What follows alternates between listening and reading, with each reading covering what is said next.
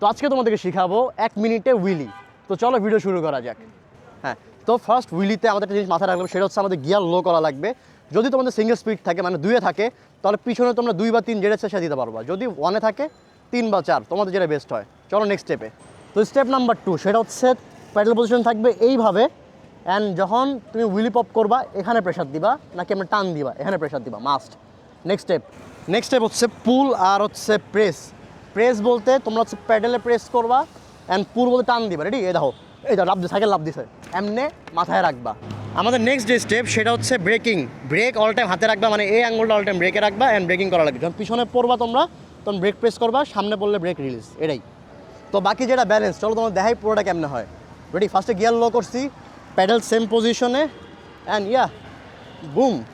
So এই যে breaking main, যখন পিছনে পড়বা ব্রেক প্রেস, সামনে চলে আসতে প্যাডেল, পিছিয়ে ব্রেক প্রেস, সামনে চলে আসতে প্যাডেল। ঠিক এই নিয়ম মানলেই তোমরা 1 সপ্তাহ থেকে 1 মাসের মধ্যে প্রপারলি আনলক করতে পারবা। তো দেখা হবে অন্য কোনো ভিডিওতে, ততক্ষণের জন্য বাই।